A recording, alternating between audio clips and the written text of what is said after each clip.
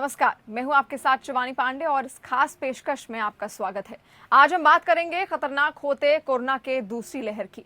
हम बात करेंगे कि भारत में पाए जा रहे कोरोना के दूसरे वेरिएंट की, जिसने भारत की चिंता बढ़ा दी है। विश्व स्वास्थ्य संगठन ने कोरोना की दूसरी लहर में भारत में फैल रहे स्ट्रेन को वैश्विक स्तर पर चिंताजनक बताया है। उसका कहना है कि भारत में सबसे पहले अक्टूबर में पाया गया ये वेरिएंट B1617 ज्यादा संक्रामक लग रहा है और यह आसानी से फैल सकता है। कोरोना पर WHO के प्रमुख मारिया वैन केरखोव के मुताबिक एक छोटे सैंपल साइज पर की गई लैब स्टडी में सामने आया है कि इस वेरिएंट पर एंटीबॉडीज का कम असर हो रहा है, लेकिन इसका यह मतलब नहीं है कि इस वेरिएंट में वैक्सीन के प्रति ज्यादा प्रतिरोधक क्षमता है। केरखोव ने बताया कि मौजूदा डेटा से पता चलता है कि कोरोना की सभी वैक्सीन बीमारी को रोकने और B1617 वेरिएंट से संक्रमित लोगों की जान बचाने में असरदार हैं। WHO के चीफ साइंटिस्ट सौम्या स्वामीनाथन ने भी कहा है कि मौजूदा वेरिएंट के खिलाफ वैक्सीन और जांच कारगर है। साथ ही कहा कि इलाज भी पहले वाला ही दिया जा रहा है, इसलिए लोगों को इसमें बदलाव की जरूरत नहीं है, बल्कि उन्हें आगे आकर वैक्सीन लगवानी चाहिए। ब्रिटेन, ब्राजील और साउथ अफ्रीका के बाद भारत चौथा देश है जहां फैल रहे कोरोना वेरिएंट को WHO ने कंसर्न कैटेगरी में शामिल किया है। केरखोव का कहना है कि आने वाले समय में दुनिया भर में वेरिएंट ऑफ कंसर्न देखने को मिलेगा, इसलिए हमें संक्रमण रोकने की ज्यादा से ज्यादा कोशिश करनी चाहिए। WHO के चीफ साइंटिस्ट सौम्या स्वामीनाथन ने कहा है कि भारत में संक्रमण की दर और मौतें चिंताजनक हैं। स्वामीनाथन ने कहा कि institute for matrix and evaluation ने अगस्त तक 10 लाख मौतों की बात मौजूदा मॉडल और आंकड़ों के आधार पर कही है। ये कोई भविष्य का अनुमान नहीं है, इसमें बदलाव भी हो सकता है। स्वामीनाथन ने कहा कि इस वक्त भारत और साउथ ईस्ट के दूसरे देशों में कोरोना के रोज आ रहे केसों और मौतों को लेकर स्थिति चिंताजनक है। यहाँ डेटा भी कमतर आंके गए हैं। वहीं हकीकत में दुनिया के सभी देशों ने कोरोना संक्रमित और इससे होने वाली मौतों के आंकड़े कम बताए हैं। सरकारों को वास्तविक आंकड़े बताने की कोशिशें बढ़ानी चाहिए। अब सवाल है कि क्या भारत के दूसरे वेरिएंट ने चिंता बढ़ा दी है? क्या एंटीबॉडीज वाले लोगों को भी इस वेरिएंट से अब दिक्कत हो रही है?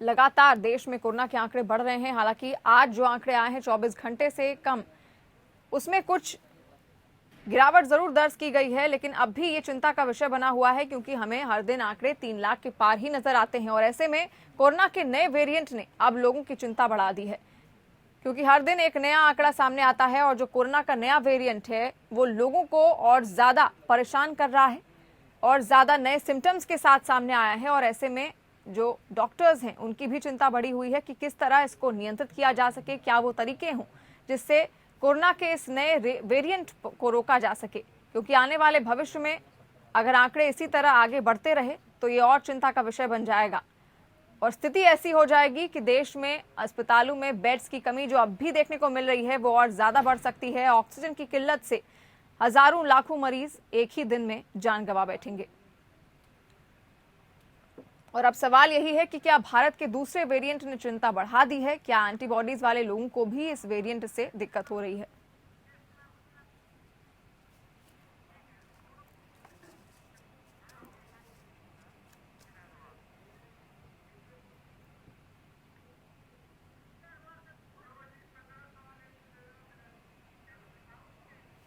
तो आज इसी पर हम चर्चा करेंगे कि जो कोरोना का नया वेरिएंट है आखिर वो कितना खतरनाक है। और हमारे दो खास मेहमान इस वक्त हमारे साथ जुड़ चुके हैं। डॉक्टर विनय अग्रवाल, एक्स प्रेसिडेंट IMA रह चुके हैं, और doctor Anshuman Kumar, senior doctor, Dharamshila hospital से हमारे साथ जुड़ रहे हैं। सबसे पहले चलती हूं मैं डॉक्टर विनय अग्रवाल से और पूछती हूं ये सवाल कि आखिर जो कोरोना का नया वेरिएंट है B1617 ये कितना ज्यादा खतरनाक है, क्योंकि इसने अब चिंता बढ़ा दी है। WHO ने भी बोल दिया है कि ये काफी ज्यादा संक्रामक हो सकता है। देखिए, जहाँ तक खबरें आई हैं और WHO की रिपोर्ट है, उस सबसे ये तो डेफिनेटली क्लियर हो गया है कि ये जो नया वेरिएंट है ये अच्छा नहीं है और ये ज्यादा विरुलेंट है और खतरनाक है जी। अब इसके साथ साथ दो बातें हमें और भी समझनी चाहिए कि पहली वेव से जो हमने लेसन लिया और वैक्सीनेटेड लोगों से जो हमने लेसन लिया, उन दोनों चीजों को अगर हम देखते हैं तो हमको लगता है कि जो भी वेरिएंट है, थर्ड वेरिएंट है या जो ये म्यूटेशन से वेरिएंट आया है, इसका जो सबसे बड़ा रोक है वो ये है कि हमको जितने ज्यादा से ज्यादा लोगों को वैक्सीनेट कर सके वो हमें करना चाहिए। जी ये भी देखा गया कि जितने लोग, अगर हम देखें, मोर्टेलिटी उन लोगों में जिनको दोनों वैक्सीन लग चुकी थी, दोनों डोजेस, उसमें बहुत कम है, मिनिमम है। जी बीमारी आई और चली गई, लेकिन ऐसा बहुत कम देखा गया है। खासकर उन लोगों में ही देखा गया है जिन पे वायरल लोड बहुत ज्यादा था, जो कि जिन्होंने इसके बाद भी कि दोनों वैक्सीन लगी, ओकेजनल केसेस ऐसे आए हैं जहाँ पे मोर्टेलिटी हुई है या हम उनको नहीं बचा पाए। तो जी मुझे इसलिए लगता है कि हम एक साइंटिफिक पार्ट है, Anshuman will be able to better explain it, लेकिन दूसरा पार्ट जो है कि चाहे वेरिएंट कोई भी हो, म्यूटेशंस कितनी बार भी हो, लेकिन ये बात भी देखी गई है कि ये जो दोनों वैक्सीन लगाई है हमारे लोगों ने, ये कारगर साबित हुई है हर तरीके के म्यूटेटेड वायरस की। और उस लिए जो जितने लोगों ने भी वैक्सीन लगाई, चाहे वो हेल्थ केयर वर्कर्स थे या फ्रंटलाइन वर्कर्स थे, सीनियर सिटीजन थे या हमारे विद कोमॉर्बिडिटी लोग थे, जी जो वैक्सीनेट हो गए, उनमें ये बीमारी जो है कम सेकेंड वेव, जबकि सेकेंड वेव बहुत खतरनाक थी। आप दिल्ली भी देखें, 8,400 पिछली वेव में सबसे ज्यादा केसेस थे, इस बार 28,000 थे। पिछली बार 100 और 125 से ज्यादा पर डे डेथ नहीं हुई थी, इस बार 400 को क्रॉस किया हमने कई दिन तक, और ऐसा लगा कि जैसे बिल्कुल तबाही मच गई है और शोर, मतलब हम कंट्रोल नहीं कर पा रहे हैं। लेकिन आज एक अच्छी भी ये है कि 28,000 से वो केसेस जो है 13,000 पे आ गए। नंबर ऑफ डेथ्स भी 450-500 से अब 300 के आसपास आई है। तो मुझे लगता है कहीं ना कहीं साइंटिफिक पार्ट डॉक्टर अंशुमन से मैं प्रार्थना करूंगा कि वो आपको एक्सप्लेन करेंगे, लेकिन जी। जो उसका प्रिवेंटिव पार्ट है वो वैक्सीनेशन है। जी। सरकार की वैक्सीनेशन प्रोग्राम में बहुत कमियां हैं। आज भी आपका कोविन ऐप जो है उन सेंटर्स को भी दिखा रहा है जहां आपने वैक्सीन उपलब्ध ही नहीं कराई है, प्राइवेट सेक्टर में आपने इन्वॉल्व भी नहीं किया है। जी आज हमारा देश में दूर दूर तक आप टाइप 2, टाइप 3, टाइप 4 सिटीज में जाएंगे तो आप देखेंगे वहाँ स्टैंड अलोन क्लिनिक्स हैं या छोटे नर्सिंग होम्स हैं। जब तक आप वैक्सीनेशन ड्राइव को वहां तक नहीं पहुंचाएंगे, उनको इन्वॉल्व नहीं करेंगे, तब तक आप वैक्सीनेशन सारी जनता का नहीं कर सकते। इसीलिए इंडियन मेडिकल एसोसिएशन ने बार बार ये कहा है कि सरकार लिथार्जिक है, उनकी अप्रोच सही नहीं है। उनको इंडियन मेडिकल एसोसिएशन या बाकी प्रोफेशनल ऑर्गेनाइजेशन के सारे मेंबर्स को इसमें इन्वॉल्व करना चाहिए। वो तत्परता से अपने आप को सरकार के हवाले कर रहे हैं कि हम वैक्सीनेशन कर सकते हैं, करना जी। चाहते हैं, लेकिन सरकार उसको रिस्पॉन्ड अच्छा नहीं कर रही है। जो कि चाहे वो सेंट्रल गवर्नमेंट है, मुझे दुख होता है कहते हुए कि हमने चिट्ठी भी लिखी, आपने प्रेस में भी दिया, मीडिया में भी दिया, जी। लेकिन कोई रिस्पॉन्स नहीं आया। इसका मतलब ऐसा लगता है कि सरकार सोचती है कि वैक्सीनेशन ड्राइव को गवर्नमेंट सेक्टर के थ्रू ही पूरा कर सकेगी। ये उनका भ्रम है और ये जनता को भ्रमित कर रही है, ये उचित नहीं। जी। तो मुझे लगता है मैं बार बार आपके चैनल से और जिस चैनल से भी मैं बात कर रहा हूँ, एक ही उपाय है, वो है वैक्सीनेशन। और दूसरा उपाय अभी भी वही है जो पहले दिन था लास्ट ईयर, वो था आपका social distancing, proper masking and sanitization. इसके अलावा कोई और चीज नहीं है जो हमको इस प्रकोप से बचा सके। जी बिल्कुल, जैसा कि डॉक्टर विनय ने बताया कि एक ही तरीका है, वैक्सीनेशन एक उपाय है जिससे कि बचा जा सकता है, कोरोना के जो संक्रमण है उसके फैलाव को रोका जा सकता है। डॉक्टर अंशुमन कुमार भी हमारे साथ जुड़े हुए हैं। डॉक्टर अंशुमन, जिस तरह से लगातार स्थितियां भयावह होती जा रही हैं और जो नया वेरिएंट आया है वो युवाओं को सबसे ज्यादा अपनी चपेट में ले रहा है, तो क्या आने वाले समय में ये और ज्यादा घातक हो सकता है? कहा जा रहा था कि इसका पीक मई के मिडिल में आएगा, तो क्या इसका पीक आ चुका है? अब जो आंकड़े हैं वो हमें कम देखने को मिलेंगे या आने वाले समय में इस वेरिएंट का भविष्य क्या होगा? शिवानी, क्या अभी ही आंकड़े चौंकाने वाले नहीं हैं? सरकार से पूछो तो इनको तो बहुत आश्चर्य लग रहा है कि ये क्या हो रहा है, जबकि किसी मेडिकल एक्सपर्ट को नहीं लग रहा है क्या हो रहा है। क्योंकि जब करोड़ों लाखों की संख्या में भीड़ इकट्ठी हो रही थी, तब से हम लोग आगाह कर रहे हैं कि ऐसा मत करो, तो उसको करते रहे। और उल्टा डॉक्टरों से सवाल पूछा जाता था कि आप अगर कह रहे हैं भीड़ से हो रहा है तो बिहार में क्यों नहीं हो रहा है, बंगाल में क्यों नहीं हो रहा है, आंध्र प्रदेश में क्यों नहीं हो रहा है। लेकिन जब हो गया, अभी भी जब डॉक्टर विनय अग्रवाल जब कह रहे थे, मैं सुन रहा था कि वैक्सीनेशन बढ़ाओ, तो वैक्सीनेशन बढ़ाने में कहां तकलीफ है? वैक्सीनेशन प्रोग्राम आप रोल ऑन कर चुके। वर्ल्ड की largest vaccination production company India में सीरम इंस्टीट्यूट ऑफ इंडिया है। अगर भारत बायोटेक को मिला के, स्पुतनिक वी को मिला के भी अगर लगता है डोज कम पड़ रही है, बाकी कंपनी को अलाउ करो। 32 से 35 लाख रोजाना वैक्सीन चल रहे थे, एक दिन 42 लाख की डोज लगी, उस दिन पूरे देश में टिड्डोरा पीट दिया गया, 42 लाख वर्ल्ड की लार्जेस्ट वैक्सीन लगी जी। उस दिन भी सारे मेडिकल एक्सपर्ट ने एक ही बात कही थी कि आबादी का कितना परसेंट लगा ये बताओ। तो आज भी हम 3% से कम है आबादी के जो इनको दोनों डोज लग चुकी है और 10% के लगभग है जिनको सिंगल डोज लगी है। तो आप वैक्सीनेशन की ड्राइव को बढ़ाइए। अगर इसी स्पीड से जिस स्पीड से आज चला रहे हैं 17 लाख 12 लाख पर डे कर रहे हैं तो 3 साल लग जाएंगे वैक्सीन लगने में और 3 साल में वायरस इतना म्यूटेट कर जाएगा कि ये वैक्सीन ना कारगर हो जाएगी।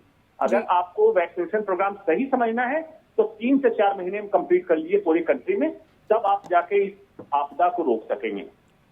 जी बिल्कुल, जैसा कि डॉक्टर अंशुमान ने भी कहा कि स्थितियां अब भी उतनी ही भयानक हैं जितना, क्योंकि आंकड़े लगातार हमारे सामने हैं और कहीं ना कहीं जो वैक्सीनेशन ड्राइव है वो स्लो है और उसको बढ़ाने की बहुत ज्यादा जरूरत है। डॉक्टर विनय हमारे साथ जुड़े हुए हैं। डॉक्टर विनय, वैक्सीनेशन ड्राइव बढ़ाने का एक ही तरीका है कि जो वैक्सीन्स हैं उनका उत्पादन जो है ज्यादा से ज्यादा लोगों तक किया जा सके, क्योंकि जिस तरह से अब डॉक्टर्स भी धीरे धीरे संक्रमित होने लगे हैं, स्थितियां अगर इसी तरह से आंकड़े बढ़ते गए और उसके बाद भी और लगातार रफ्तार अगर कोरोना ने पकड़ी, इस नए वेरिएंट ने पकड़ी, तो इस नया वेरिएंट आगे आने वाले समय में स्थितियां और ज्यादा भयावह हो जाएंगी, क्योंकि डॉक्टर्स अगर खुद संक्रमित हो गए तो इलाज करने वाला कोई बचेगा नहीं अस्पतालों में मरीजों का।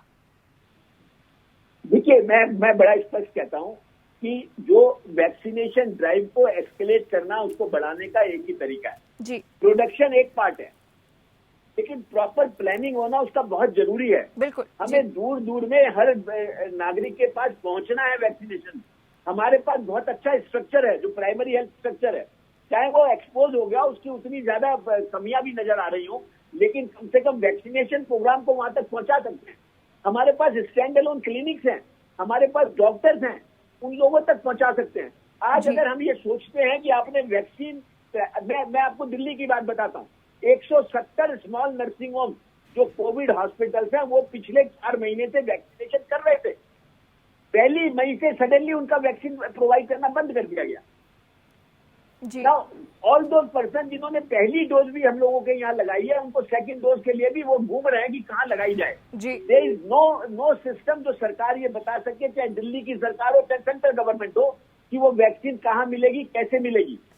ये बड़ा आसान है आपको पॉपुलिस्ट अप्रोच करना कि हमने यहाँ से इस एज से इस एज तक कर दिया। ये भी बड़ा आसान है कि हमने स्कूलों को मिला दिया, इसमें कर दिया, उसको कर दिया।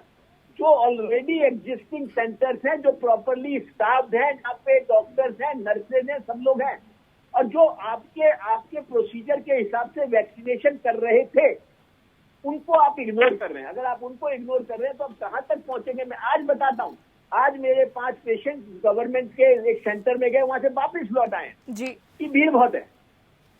अब रजिस्ट्रेशन पे आप कोविन ऐप पे जाएं तो आप वो 170 के 170 सेंटर नजर आ रहे हैं उस कोविन ऐप पे। लोग उस कोविन ऐप पे अपनी बुकिंग करा रहे हैं, उनको स्लॉट भी मिल रहा है, वैक्सीन नहीं है।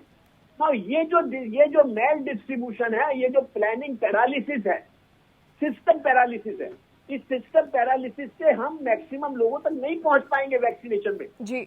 और दूसरी बात मैं बड़ा स्पष्ट कहना चाहूंगा, अगर आपने वैक्सीन अवेलेबल कराई तो प्राइवेट आपने 3 हिस्सों में बांटा, सेंट्रल गवर्नमेंट, आपने उसे स्टेट गवर्नमेंट और प्राइवेट सेक्टर।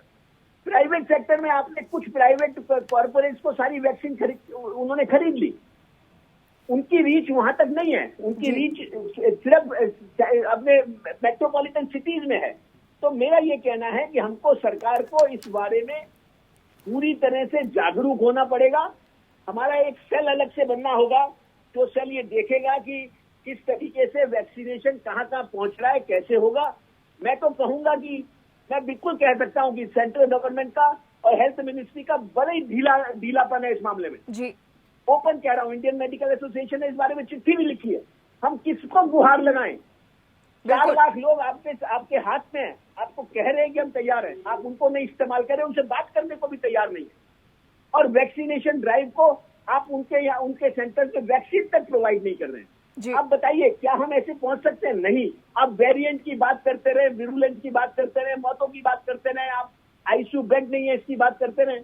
कितने पत्रकार दिन में हमारे पास आते हैं कहने के लिए, सर आईसीयू बेड दिला दो, सर हमारा तो फोटोग्राफर है, सर हमारा अपना स्टाफ। आप जानते हैं मैं क्या कहूँ जी, आज वो तक अवेलेबिलिटी नहीं। इसका मतलब कहीं ना कहीं सिस्टम पैरालिसिस को हमारे चाहे वो ब्यूरोक्रेट्स हैं, चाहे हमारे टेक्नोक्रेट्स हैं, चाहे हमारे पॉलिटिशियंस हैं, उन सबको पॉलिटिकल एस्पेक्ट को छोड़कर बैठकर महामारी है, एक मौत के जिम्मेदार वो हैं, क्रिमिनल नेग्लिजेंस है अगर इस तरीके से अगर मौतें होती रही, चाहे वो पॉलिटिशियंस हैं चाहे वो ब्यूरोक्रेट्स हैं।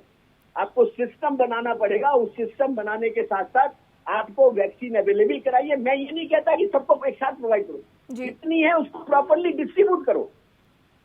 जो मई में आई है जून में और डेवलप होगी, जून में और दे, लेकिन उसका वेल डिस्ट्रीब्यूशन उचित नहीं है, सिस्टम बनाने चाहिए। मेरी हाथ जोड़ के आपकी चैनल से हमारे उन पॉलिटिशियंस तक आवाज पहुंचनी चाहिए और मैं उनसे प्रार्थना करूंगा जनता की सेहत के साथ खिलवाड़ मत करो। बिल्कुल, ग्राउंड पे आओ, उन ड्राइंग रूम से, एयर कंडीशन ड्राइंग रूम में नहीं, उन सेंटर्स में जाओ। आप देखो प्राइमरी हेल्थ सेंटर्स में जाओ, वहां वैक्सीनेशन क्यों नहीं हो सकता? बिल्कुल, क्लिनिक्स में जाओ, वहां क्यों नहीं हो सकता? आपके एमएलए हैं, आपके एमपीज हैं, आपके कॉर्पोरेटर्स हैं, let them give the responsibility of their area where they should go and organize camps through the medical personnel. जब तक ये नहीं करेंगे वैक्सीनेशन ड्राइव सफल नहीं हो सकता। और मुझे लगता है, मैं फिर भी मेरे को पूरी होप है और हमारा नेतृत्व, जहां तक मोदी जी का सवाल है, बहुत जागरूक है, फ्रंट से लड़ रहे हैं, बट मुझे लगता है कहीं ना कहीं उनके पीछे की जो फौज है ना, वो नाम की फौज है, कमजोर है, ना नाम आता है ना काम करते हैं। बस एक हर चीज के लिए आज ऑक्सीजन चाहिए मोदी जी, वैक्सीन चाहिए मोदी जी, आपको कोई चीज चाहिए मोदी जी। तो ये जो तरीका है ये ठीक नहीं है, हमको सबको सुधरना पड़ेगा और जब तक सुधरेंगे नहीं जब तक हम आगे बढ़ नहीं सकते। बिल्कुल, जो स्थितियां हैं उनको ग्राउंड पर ही जाकर आपको देखना पड़ेगा। उनकी वैक्सीनेशन के लिए कहा तो जा रहा है, चाहे वो केंद्र सरकार हो या राज्य सरकार हो, लेकिन तमाम दिक्कतें भी सामने आ रही हैं। डॉक्टर अंशुमान, जैसा कि डॉक्टर विनय ने भी कहा कि मिसमैनेजमेंट है, कोऑर्डिनेशन नहीं हो पा रहा है, चाहे वो केंद्र सरकार के बीच में हो या राज्य सरकार के बीच में हो, बहुत सारी चीजों को लेकर मिसमैनेजमेंट की स्थितियां हैं। वैक्सीन का ऑर्डर लेट दिया जा रहा है, इसलिए उनके जो उत्पादन है उसमें भी दिक्कत आ रही है। क्या हम, और जो कोविन पोर्टल की बात की, सर ने भी बताया कि कोविन पोर्टल में भी लोगों को काफी दिक्कतें हो रही हैं, और महाराष्ट्र के सीएम है उद्धव ठाकरे, उन्होंने भी कहा कि क्या हम राज्य के लिए एक अलग से कोविन पोर्टल नहीं बना सकते, या जिस तरह लोगों को वैक्सीनेशन की जो उपलब्धता है वो आराम से उनको पता चल पाए, तो क्या हम स्टेट वाइज तरीके से हर स्टेट के लिए अलग अलग पोर्टल्स या एप्स तैयार नहीं कर सकते, जिससे जो वैक्सीनेशन का प्रोसेस है वो और ज्यादा आसान हो? या आपके हिसाब से किस तरह से अब इसको मैनेज किया जा सकता है? शिवानी, देखिए, हमारे सीनियर कलीग हैं डॉक्टर विनय अग्रवाल, इनकी बेबसी और इनकी बातों में उत्तेजना आप समझ सकती हैं कि कितनी गंभीर बात है, विषय कितना गंभीर है। लेकिन अफसोसवश देश के नागरिक भी डॉक्टरों की पीड़ा नहीं समझ पाते हैं कि डॉक्टर क्या अपने लिए कर रहा है। उसके सामने जब मौतें हो रही हैं, दुख होता है। और इतने सीनियर डॉक्टर अगर इस बेबसी से कह रहे हैं कि इसको सुधारो, तो क्या वैक्सीन जब ट्रायल चल रहा था तो शिवानी आपको याद होगा 15 अगस्त को अनाउंसमेंट की बात हुई, फिर ईयर एंड पे हुई, अल्टीमेटली 16 जनवरी को वैक्सीन आ गई। तो ये सारी तैयारी पहले करनी थी, उसी को कहते हैं गुड गवर्नेंस। अभी जो भारत में हो रहा है, राम भरोसे हिंदू होटल चल रहा है, जिसको कहते हैं गॉड गवर्नेंस। तो लोग डिसाइड कर लें कि आपको गुड गवर्नेंस चाहिए, गॉड गवर्नेंस चाहिए। हमें एक सिटीजन के नाते मतलब नहीं है केंद्र में किसकी सरकार, राज्य में किसकी सरकार। जो राज्य अभी कह रहा है ऐसा कर लेते, ऐसा कर सकते, किसी ने मना किया था करने से? पहले करके रखते थे। बिल्कुल जी। आप राज्य का काम तो आप करिए, state health is a matter of state, और सेंटर से जो मदद चाहिए उसको लीजिए, लेकिन पब्लिक को डिलीवरी चाहिए, पब्लिक को इधर उधर की बात नहीं चाहिए जी। और डॉक्टर इसलिए है कि डॉक्टर ग्राउंड रियलिटी पे देख रहा है पब्लिक की व्यवस्था को। तो हम बोलेंगे ही, तब तक बोलेंगे जब तक मेडिकल फैसिलिटी हिंदुस्तान में नहीं सुधरेगी। हेल्थ फैसिलिटी सुधरवा के रहेंगे इनसे, या तो ये काम करें या सिस्टम हम बदल देंगे। हम बदलना जानते हैं सिस्टम। जी बिल्कुल। डॉक्टर विनय, क्या एंटीबॉडीज वाले जो लोग हैं उनमें भी इस वेरिएंट का असर देखने को मिल रहा है? देखिए, जिन लोगों में वैक्सीन के द्वारा या पहले इन्फेक्शन होने के द्वारा एंटीबॉडीज बन गई है, उनमें जो इन्फेक्शन हो रहा है उसकी विरुलेंस बहुत कम है जी। मैं ये पिछली अभी भी बोला, मैं दोबारा से बोल रहा हूँ। अब उस तरीके की एनालिसिस या रिसर्च अभी नहीं हुई है कि जिन लोगों में ऑलरेडी एंटीबॉडीज हैं उनमें क्या ये नया वेरिएंट इफेक्ट कर रहा है। वेदर ये नया वेरिएंट इफेक्ट कर रहा है या जो पुराना सेकेंड वेव वाला जो वायरल लोड ज्यादा होने की वजह से तब हो रहा है, ये इसकी अभी प्रॉपर स्टडीज नहीं आई। ये आंकड़े हैं, अनुमान है जो लगाया जा रहा है। हाँ ये जरूर है कि जैसे जिसको ब्लैक फंगस कह रहे हैं या म्यूकोमाइकोसिस कह रहे हैं, जिसकी वजह से अभी खतरा बड़ा है, ये कितने लोगों को हुआ है, कहाँ कहाँ हो रहा है, ये सब तो अब आने वाला समय बताएगा। लेकिन हाँ ये जरूर फिर भी देखा जा रहा है कि अगर हम ये देखें कि मोर्टेलिटी 400 लोग मान लीजिए दिल्ली में डेथ हुई है, तो उसमें से 4 या 5 या 6 ऐसे होंगे जिनको दोनों वैक्सीनेशन लग चुके थे जी। बाकी लोग ऐसे हैं जिनको वैक्सीनेशन नहीं लगे। इसीलिए ये बीमारी अब यंगर ग्रुप में लोगों को ज्यादा पाई जा रही है, बिकॉज उनको वैक्सीनेशन नहीं हुआ था। इसीलिए आईएमए की डिमांड थी कि आप 18 साल से ऊपर सब लोगों को वैक्सीनेशन करें। एंड लेकिन साइमल्टेनियसली साथ साथ उसको आप प्रॉपरली ऑर्गेनाइज, एंड ऐसा भी नहीं, एक काफी समय मिला उसको ऑर्गेनाइज करने के लिए। बिल्कुल। और अगर मैं तो अभी भी कभी भी मैं हमेशा एक टनल के बाहर रोशनी देखता हूँ, और मैं हमेशा ऑप्टिमिस्ट आदमी हूँ। आज भी कुछ नहीं बिगड़ा है। आज भी बैठकर हमको अगर देखें और हम सब लोगों को, ऑल स्टेक होल्डर्स को बैठा के इसकी प्लानिंग करें तो हो सकता है। मुझे कभी कभी ये लगता है कि कहीं ना कहीं हमारा एक तरीके से विवशता है जी। माननीय सुप्रीम कोर्ट ने भी एक कमेटी बनाई, उसमें उन लोगों को रखा है जिनके पास टाइम ही नहीं है। सब कॉर्पोरेट हेड है उसमें। इंडियन मेडिकल एसोसिएशन के प्रेसिडेंट तक को उन्होंने नहीं लिया उसमें, जो रिप्रेजेंट करता है कि आप नर्सिंग होम्स है, क्लिनिक्स है, 4 लाख लोगों को रिप्रेजेंट करता है। आपने उन लोगों को, तो वो सब लोग जो हैं वो उन लोगों के पास एक्चुअली, मैं उनके बारे में कहना उचित नहीं होगा, बट मैं जरूर कहना चाहूंगा रिप्रेजेंटेशन उन कमेटीज में हर सेक्टर की होनी चाहिए। ये बहुत जरूरी है। और जब तक आप हर सेक्टर की बात नहीं सुनेंगे, हर सेक्टर को कॉन्फिडेंस में नहीं लेंगे, और तब तक आप किसी भी चीज को, मैं पल्स पोलियो का भी एग्जाम्पल लेता हूँ। घर घर में पल्स पोलियो का वैक्सीनेशन क्यों पहुंचा? हर डॉक्टर उसमें इन्वॉल्व था जी। हर एनजीओ उसमें इन्वॉल्व थी, हर आरडब्ल्यूए उसमें इन्वॉल्व थी। लोग उसमें पूरी तरह लग गए थे, एसोसिएशन उसमें लग गई थी, क्लब्स उसमें लग गए थे। आपको वैक्सीनेशन ड्राइव को उसी स्तर पर ले जाना पड़ेगा। ये अब आपको करीब करीब 100 करोड़ लोगों या 80 करोड़ 90 करोड़ लोगों तक वैक्सीन पहुंचाना इतना आसान नहीं है। अभी हम 16-17 करोड़ तक पहुंचे हैं जी। और उस सबके लिए अब जितनी जल्दी हम पहुंचा सके वही हमारी अचीवमेंट होगी। तो मेरे को अभी भी लगता है कि मैं तो स्वास्थ्य मंत्रालय से या पीएमओ ऑफिस से यही प्रार्थना करूंगा कि ये स्टेट और सेंटर के इश्यूज को छोड़कर, आपने पिछली बार भी वैक्सीनेशन को अपने हाथ में लिया था, अब भी वैक्सीनेशन को अपने हाथ में लें, बहुत जरूरी है, और लेके उसका प्रॉपर डिस्ट्रीब्यूशन करें, तभी ये चीज आगे बढ़ पाएगी। जी बिल्कुल। डॉक्टर अंशुमान, आपकी क्या प्रतिक्रिया है? डॉक्टर विनय ने जो कहा, जिस तरह से उन्होंने कहा, डिस्ट्रीब्यूशन की बात की और एक कमेटी बनाने की बात, क्योंकि जो कमेटी बनी है, जैसा कि उन्होंने कहा, उसमें ऐसे लोग हैं जो ऑलरेडी बहुत ज्यादा बिजी हैं, जो ध्यान नहीं दे पाएंगे, और आईएमए के प्रेसिडेंट को उसमें रखना एक उचित कदम होता कि नहीं?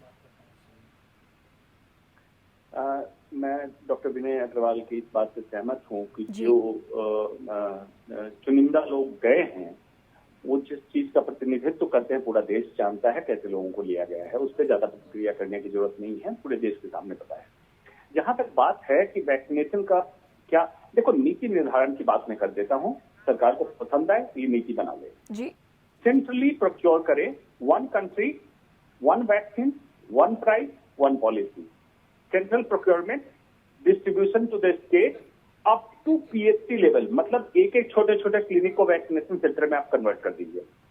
वैक्सीनेशन की टाइमिंग बढ़ा दीजिए, मतलब मॉर्निंग टू लेट इवनिंग करिए, स्प्रेड कीजिए, और जितने दूर दराज गांव तक पहुंचाइए। पोलियो क्यों अपना सक्सेसफुल हुआ था? साइकिल पे कोल्ड चेन मेंटेन करके पोलियो वैक्सीन को गांव तक हमने पहुंचाया जी। ये भी पॉसिबल है। 16-17 करोड़ लगने के बाद हमें पता चल गया major side effect, major reaction नहीं है वैक्सीन को, जो कि ये सीएचसी पे मैनेज हो सकता है। आप सारे आंगनवाड़ी वर्कर, आशा वर्कर को इन्वॉल्व करके, और जितने छोटी जगह पे आरएमपी हैं उनको इन्वॉल्व कीजिए, और एक एक डॉक्टर छोटे सिटी में बहुत अच्छा काम कर रहे हैं, उनके कंट्रोल में 5-5 हजार फैमिली है, उनको इन्वॉल्व कीजिए, वैक्सीनेशन ड्राइव को स्पीड अप कीजिए। अभी जो चल रहा है ये वैक्सीनेशन प्रक्रिया को दिखाने का काम चल रहा है जी। जिसपे कहते हैं अरे कर तो रहे हैं और क्या मैं जान दे दूं जी, ये चल रहा है, कर कुछ नहीं रहे हैं, दिखाया ज्यादा जा रहा है। एक्चुअल करें, 3 महीने वैक्सीनेशन ड्राइव कंप्लीट कर सकते हैं हम इंडिया में। बिल्कुल। तो सारी बातें घूम फिर कर वैक्सीनेशन में ही आ रही है, क्योंकि अगर हम जब तक वैक्सीनेशन नहीं बढ़ाएंगे तब तक चाहे वो नया वेरिएंट हो या फिर भविष्य में आने वाला कोई और वेरिएंट, दिक्कतें हमारे सामने आती रहेंगी और ये चिंता का विषय बना रहेगा। डॉक्टर विनय, आपका भी बहुत शुक्रिया। डॉक्टर अनुज चुमान, आप भी हमारे साथ जुड़े, आप दोनों का बहुत शुक्रिया हमारे साथ जुड़ने के लिए, हमारे दर्शकों तक तमाम जानकारियां पहुंचाने के लिए। और हमारे दर्शकों को एक ही चीज हम बताना चाहेंगे कि वैक्सीनेशन में बढ़ चढ़ कर हिस्सा लीजिए। अपने आसपास जो भी वैक्सीनेशन सेंटर आपको उपलब्ध हो पा रहा हो वहां पर जाइए और वैक्सीन जरूर लगवाइए। लेकिन हाँ, उससे पहले आपको एक बात का जरूर ध्यान रखना है कि कोरोना अभी खत्म नहीं हुआ है, इसके लिए मास्क और सोशल डिस्टेंसिंग का पालन जरूर कीजिए। इसी के साथ मुझे दीजिए इजाजत। धन्यवाद।